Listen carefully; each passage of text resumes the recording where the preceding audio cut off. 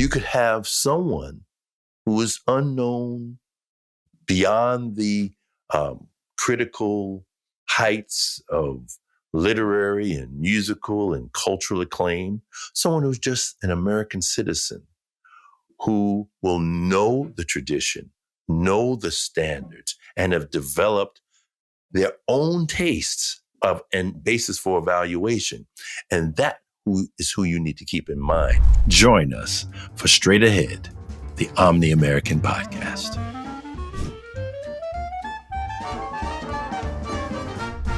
Welcome to Straight Ahead, the Omni-American podcast. I'm glad to be joined by my co-host and partner, Arye Tepper. How you doing today, Greg?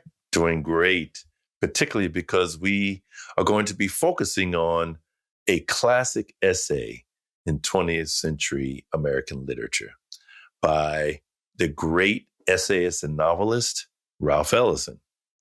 And the name of the essay is The Little Man at Chehaw Station. So we can set the scene for this essay, but I actually want to ask you, Arye, just before we go into the depths of the essay, Sure. Can you just share, generally speaking, what impresses you about Ellison and this essay? Let me start with a more basic question, please, which is why is this important? Why is it important to read this essay now?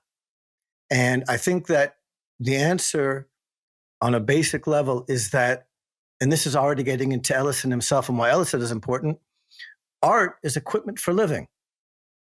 And what this essay is a kind of intellectual, spiritual, emotional technology for living our lives. It maps the territory in a fascinating way, and it enriches our experience. And the subtitle, it's The Little Man at Chehaw Station, the American Artist and His Audience.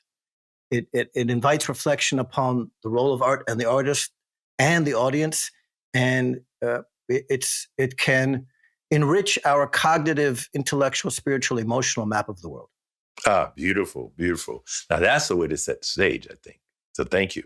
Great. Yep. So this essay begins with Ellison recounting an anecdote from his days at Tuskegee Institute in the early to mid 1930s, where he was a student. He went to Tuskegee as a music major. He actually wanted to become a composer of classical music. He played trumpet, studied orchestration, and music is very important, not only at Tuskegee, but of course in Afro-American life. So Tuskegee, which was a trade school, had a very good and renowned music program. So one of the things they would have music students do is do these recitals. And he got dressed up in a rented tuxedo for this recital.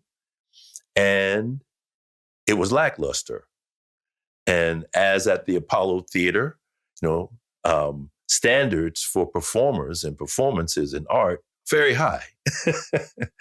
And he did not receive high marks from those who evaluated his performance.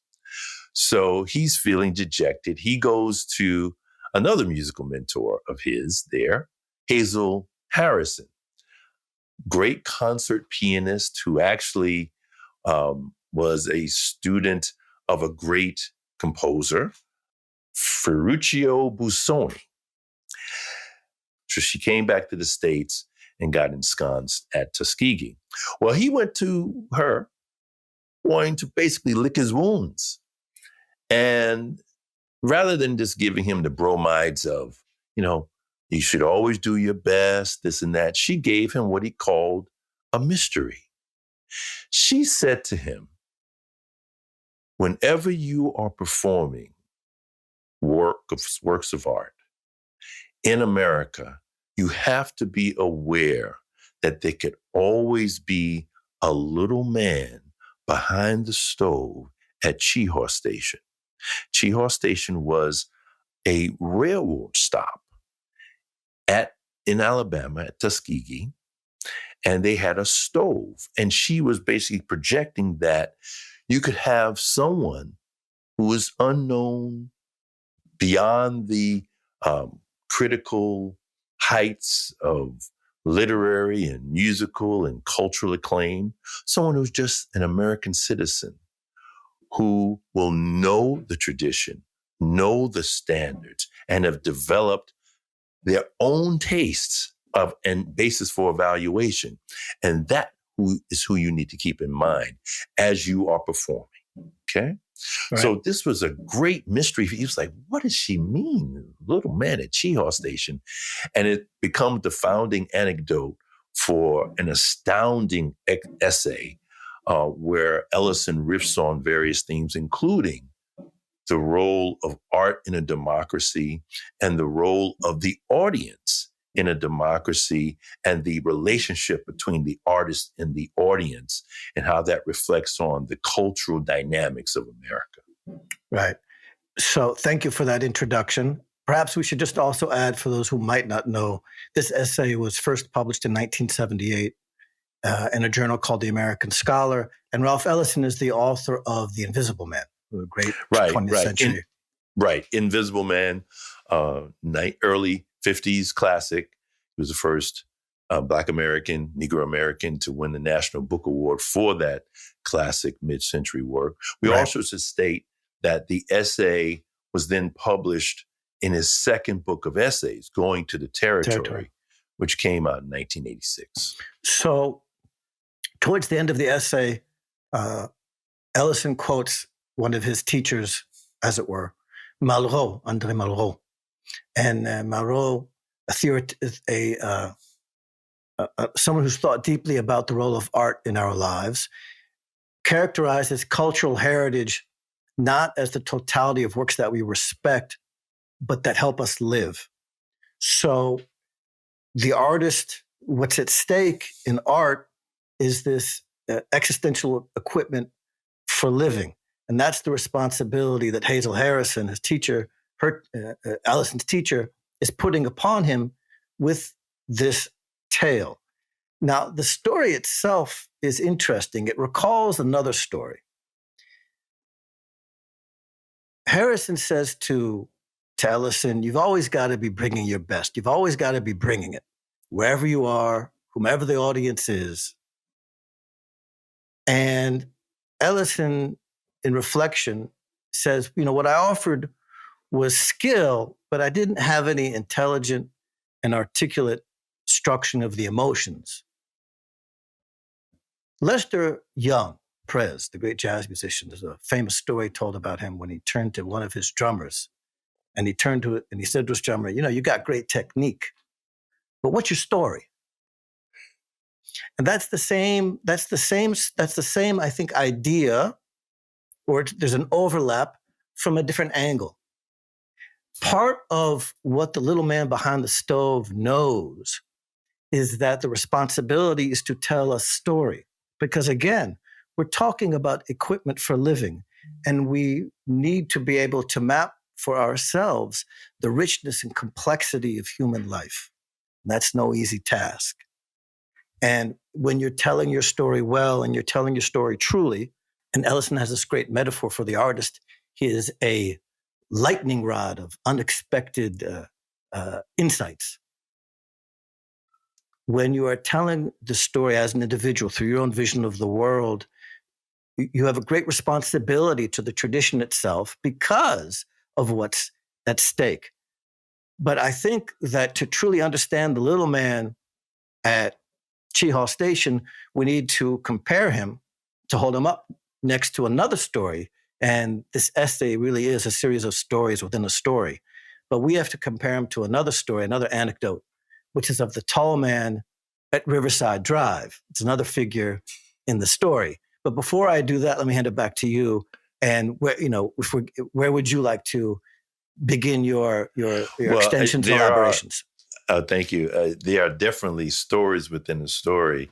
The framing story that we've already talked about, towards the middle, this very variegated tall man that we'll talk about, and at the end, a grounding ending story which reflects upon all the themes. But what I like to say is that you've been using the expression "equipment for living." Right. That expression comes from Kenneth Burke, who was very influential on Ellison and Albert Murray, Ellison's partner, and intellectual and cultural partner. And it's art as equipment for living, literature as equipment for living, yes. But another thing about Kenneth Burke's work that's important to this essay is Burke talks about the role of symbolic communication and language and art as symbolic communication for rhetoric. And one of the things that is key about Burke in this essay is he talks about how language is a way that we human beings moralize nature and ourselves.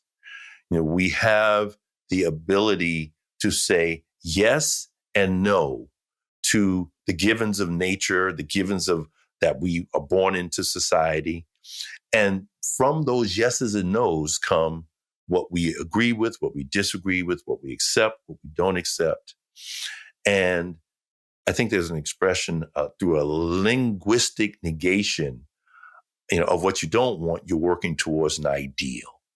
And he also says that there are certain words that for Burke were God terms that represent sacred principles in action. And for Americans, one of those words is democracy. And I think it's important to state that early on, because when you set the scene for what the relationship between the artist and the audience is, you're doing it within the context of American society and American democracy, where, and this is another great theme, you have a dynamic that we are striving in a very futuristic way to achieve certain principles and ideals, democratic ideals that are found in our grounding, what Ellison called sacred documents, such as the Declaration of Independence, the Constitution, the Bill of Rights. But as we strive to achieve what those principles are, we end up constantly and consistently violating those principles. So there's a push and pull dynamic as we are striving to achieve that must be acknowledged. That's a key part of this essay also. Sure. And it's interesting the manner in which, at the opening of the essay, Ralph Ellison himself is, as it were, the addressee. Meaning, so who is this essay talking to? We're all Ralph Ellison, in a sense, when we've gone and we've performed our recital with great technique, but we were just bullshitting. We weren't telling any. It was just all virtuosity for the sake of virtuosity. There was no story. And in making Ellison the addressee, Ellison later in the essay talks about the lonely individual and a crowd of lonely individuals who should avoid latching on to easy notions of identity that are pretty equivocal when we closely examine them, instead of striking out on his or her own. So the Ellison is the addressee. We're all the American individual in this constant flux where everything is turning and overturning, and a war of words and a clash of styles that constitutes American society. But we're also the audience. We're also the audience looking at receiving from the audience. And Ellison talks about the antagonistic cooperation between the artist and the audience. And what's at stake again is this map, how we navigate ourselves, how we can navigate our way through the world.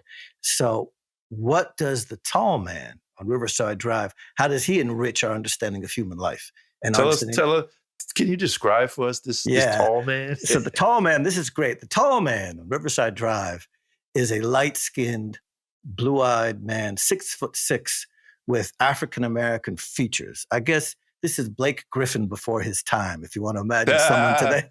This, right? And by the way, of course, Ellison lived on Riverside Drive for much of the, much of his life, particularly after, Invisible Man and Shadow and Act his first book of essays in the main 60s. So he's actually seeing this from his window. Right, and this is what would you call this? Upper Manhattan? How would you characterize? This would be Upper Manhattan, right? This is Harlem, Upper Harlem, yeah. Mm-hmm. All right. So now this giant of a man gets out of his car, and Ellison is watching, and he's driving a Volkswagen Beetle, but he put on it the grill, the radiator of a Rolls Royce, right? So you can imagine it's a humorous scene, but it's something you're looking at, and Ellison is looking at this with a mixture of curiosity and wonder and imagination. This gentleman, the tall man, gets out of the car and he sits there and he basically sets up and he takes a selfie, starts taking all these, what we call today, selfies. So he himself is a mashup of styles, an amalgamation of styles that kind of are slapped together. And he's admiring himself. And Ellison is looking at him with a mixture and a kind of ambiguous mixture of admiration. And because this is what I'm hearing from Ellison when the little man is set next to the tall man. The tall man is an American figure we can celebrate. We can celebrate that openness, that capacity to appropriate and bring together freewheeling in this freewheeling fashion, like the Manhattan skyline emerged in a non-planned way. We can, with this appropriation of styles, we can celebrate that American spirit, but it's not enough. We shouldn't stay there. And I think that Ellison in the essay talks about how we need, in dealing with the audience, we need to understand the character of the audience, the character of our addressee, but then enable the audience to ascend towards that artistic truth, which is a more comprehensive truth. But let me end here, and we can circle back in a bit, but please continue your train of thought. Well, I think that, we need to hear Ellison in his own words as he sets this up. He says, I am reminded of a light-skinned, blue-eyed, Afro-American featured individual who could have been taken for anything from a sun-tinged white Anglo-Saxon, an Egyptian, or a mixed-breed American Indian to a strayed member of certain tribes of Jews. This young man appeared one Sunday afternoon on New York's Riverside Drive near 151st Street, where he disrupted the visual peace of the promenading throng by racing up in a shiny new blue Volkswagen Beetle decked out with the gleaming Rolls-Royce radiator that you have already referred to. As the flow of strollers came to an abrupt halt, this man of parts emerged from his carriage with something of that magical cornucopian combustion by which a dozen circus clowns are exploded from an even more miniaturized automobile. The imagery, the metaphors, images within images. Looming as tall as a professional basketball creator, he unfolded himself and stretched to his full, imposing height. Clad in handsome black riding boots and fawn-colored riding breeches of English tailoring, he took to the curb, wielding with an ultra puka sahib haughtiness a leather riding crop, a dashy dashiki as bright and as many-colored as the coat that initiated poor Joseph's troubles in biblical times, flowed from his broad shoulders down to the arrogant military flare of his breeches tops, while 6'6" or so above his heel, a black Homburg hat tilted at a jaunty angle floated majestically on the crest of his huge afro-coiffed head. So the imagery, when you talk about that mixture and melding, so in many ways, this is typical of the mixture of tastes and styles and approaches and opinions that we bring to it. And from one perspective, Ellison says, we could view this figure as an image of chaos.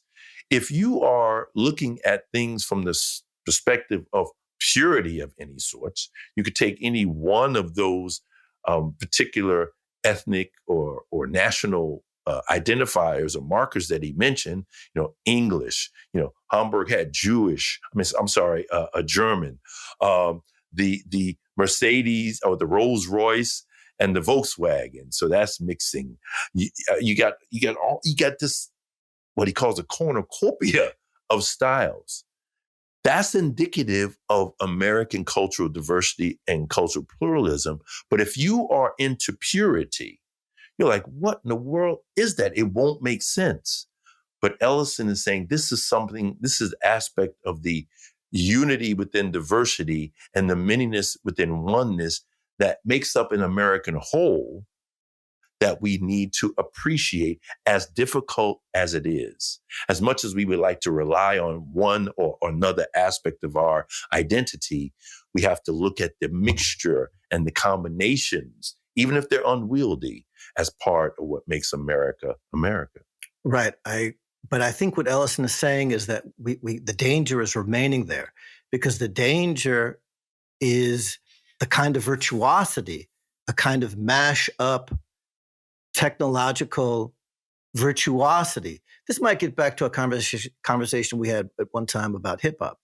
And while I can hear a lot of hip hop as being virtuoso in terms of, let's say, the production value and bringing the styles together and the freestyle with the flow, the question always gets back to, well, what's your story? What story are you telling? And I think that what Ellison is saying with this figure of the tall man and getting back to art as equipment for living and thinking about the world that we're living in, the tall man functions as the symbol of an American power which has its beauty, the openness, the receptivity, the freedom to bring all these things together. But we can't stay there. Now, the question is, where do we go? Well, then you have to have responsibility to the tradition. But the tradition becomes problematic in an American context because everything is always in flux. The audience is in flux, and it's not so easy to understand how this then can be reintegrated, how all of this can be appropriated and integrated into a larger tradition. I would suggest that the tradition in question here, we can already say, is today, if we're going to say, okay, moving forward, if the tall man is insufficient, how do you, and Ellison is calling for us to take and have in mind the little man behind the stove, who has a knowledge of the musicianship, the standards, and the tradition. Well, that tradition is the Omni-American tradition itself. I'd like to close my contribution here, if I may, by reading a passage from perhaps an unexpected source, and then I'll bring it all home, which is Leo Strauss. Leo Strauss's book, Liberalism, Ancient and Modern, published in 1968. The degrees of separation, there's only one degree of separation. The foreword was written by Alan Bloom. Saul Bellows, Ravelstein was about Bloom. Bellow and Ellison are roommates for an extended period of time, and good friends. And Strauss writes something which really recalls Hazel Harrison's instruction to Ralph Ellison. He writes the following: once a student asked me whether I could not give him a general rule regarding teaching. I replied, always assume that there was one silent student in your class who is by far superior to you in head and in heart. I meant by this, do not have too high an opinion of your importance and have the highest opinion of your duty, your responsibility. Thank you for that connection and that reference. I would say that one distinction I'd like to make between your own critique of the middle story, the tall man, I think is a distinction between is and ought. I mean, I think Ellison's saying that he represents the actuality of diversity and mixture in a democratic context, and it can be unwieldy and this and that. This was the individual defining his own style to make whatever aesthetic statement he was trying to make, whatever that might be. And the impressions that people form, that's somewhat distinct from a particular artistic or even intellectual tradition that you can then extend, elaborate, and refine, to use Albert Murray's term. Perhaps that the tall man is an exemplar of American freedom. At its best, it's an is, and it's a wonderful thing to see. But that freedom then needs to submit to a kind of discipline. And that discipline is what Hazel Harrison she was pointing Ellison in that direction. And that's... Right, well, yeah, the discipline, the standards of excellence, for sure. And speaking of standards of excellence, the third and concluding story that frames this wonderful essay has to do with an incident 3 years later. Ellison has left Tuskegee. He left on a leave of absence and ended up never coming back. He went to New York and he started going on adventures as a young artist. He wanted to become a sculptor. He experimented. Then he became a writer. And he was actually part of the Federal Writers Project. And there was a petition that was some social issue long forgotten that he was trying to get signatures for. And he started at the top of a building. This is in Harlem. And he collected signatures, went all the way to the bottom, to the basement, and went to a door where he heard a really serious, intense conversation and debate by four gentlemen who he could tell by their way of speaking that these were basically working class, Southern-derived Black American gentlemen.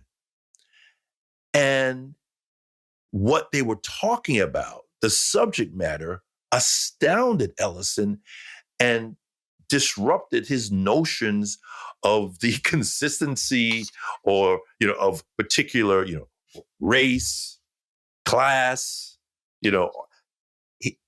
it goes back to that diversity and where you can have excellence and knowledge. Wait. Mm-hmm. Excellence and knowledge from any source. Yeah. But go ahead and make your point, and then I'm going to finish telling the story because I want to make sure. So go ahead, please. Okay, great. Thanks.